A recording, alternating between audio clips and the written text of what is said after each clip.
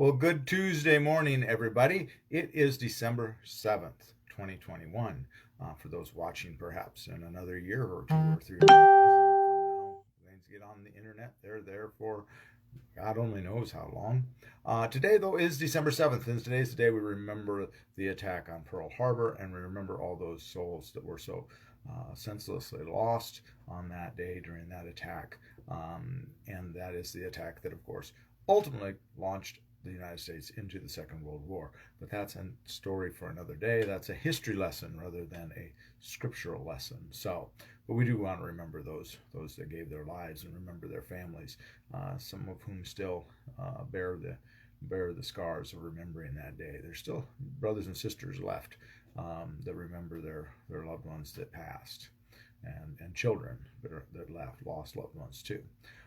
So at any rate, we are going to be we are in the 13th chapter of John's Gospel. Yesterday we looked at just the first verse and had a very short devotion yesterday because Gail and I took our son Chris to Omaha to fly to Florida, to Tallahassee. He's got a job interview down there today, and hopefully that'll go well. And hopefully he'll get started with a new job, a new life, and he's very excited to taking that adventure in his lifetime. And he certainly picked the right time of year to move to Florida, the 6th, I guess, of December. So today, though, we're going to look at verses 2 to 7. We're just going to take on 6 verses, 6 times as much as yesterday, but not really verbiage-wise. But yesterday, remember, we talked about the Jesus, enduring difficult things. God is there with us, even these hard things that we have to go through in life. Jesus is going to go through these hard things because he loved us so much. He loved us to the end. So we go all the way to the cross and beyond. So let's pick up with verse 2 and go through 7 today. All right.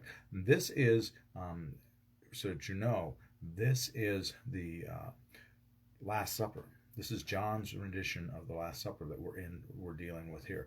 John doesn't really focus on the breaking of the bread and the drinking of the wine, the body and the blood. That's not John's focus. John's focus is different. And I think this is a very significant lesson we need to learn. Now we will start right off. He goes right after Judas in this verbiage, and what we deal with tomorrow, he will also go after Judas. I've mentioned before, John seems to particularly dislike Judas and really wants to, get in his jabs.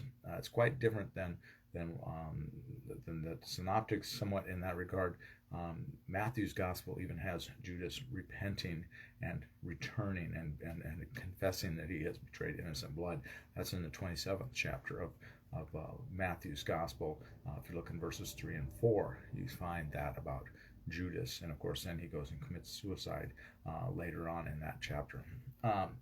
But Judas, there is some concept of reconciliation there in Matthew's gospel, and I have done a sermon on that. I believe I've given that sermon here at Woodlawn. I'd have to go back and look. Didn't think about that this morning, but I'm pretty sure that sermon, I've given that sermon. But so let's jump into verses 2 to 7, though, without any more conversation. The devil had already put into the heart of Judas, son of Simon Iscariot, to betray him. And during supper, Jesus, knowing that the Father had given all things into his hands, and that he had come from God and was going to God, got up from the table, took off his outer robe, and tied a towel around himself. Then he poured water into a basin and began to wash the disciples' feet and to wipe them with the towel that was tied around him. He came to Simon Peter, who said to him, "Lord, are you going to wash my feet?" Jesus answered, "You do not know what I am doing, but later you will understand." Now, tomorrow we're going to talk more about the whole thing about the feet washing.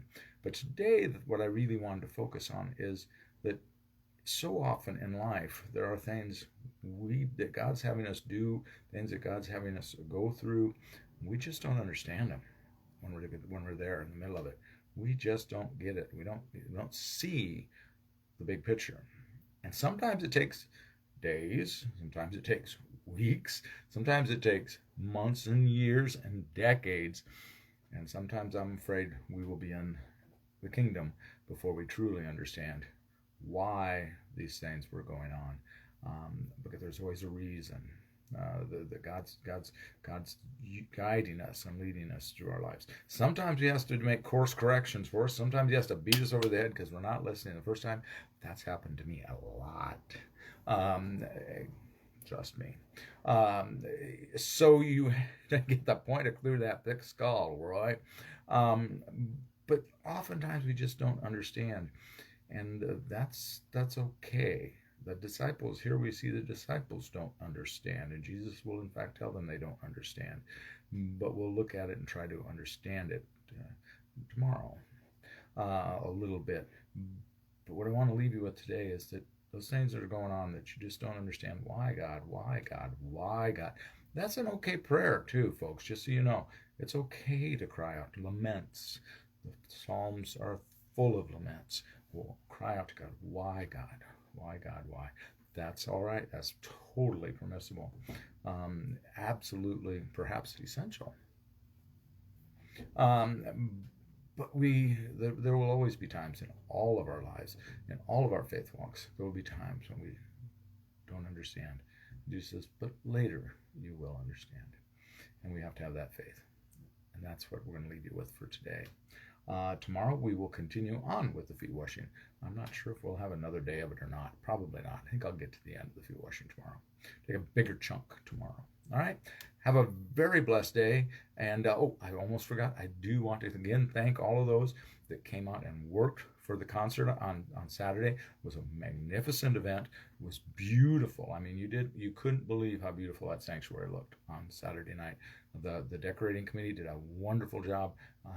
We used the lighting to great effect. The twins did a wonderful job of the beauty of what they have up there, and of course they are beautiful ladies. And it just was magical. It was just a magical night, and they performed so lovely and such beautiful music, resonating in that wonderful acoustics of that old sanctuary. It was great to hear that sanctuary filled with so much beauty, both visual and musical. It was a great event, and again, to me, I thought it was magical, and I hope that many of you did. I hope many of you enjoyed it. But I do want to thank all those that helped to make it work. We had a number of people that donated tickets to be given to people, and so some of those tickets that we gave away have perhaps planted the seed to bring somebody back to God, and that was what it was all about. That was what that event was about. Whether we came out ahead or behind, I don't think we came out behind, but we came out ahead, I'm pretty sure. I haven't added up all the money yet because it was gone yesterday. And at any rate, it was a wonderful success just to have those people into the sanctuary, some of whom had not been there for so very long. But again, thank you to all that made it work, made it possible, and I want you to all have a blessed day, and please, please, please continue to be a blessing to someone today. We'll see you in the morning. God bless.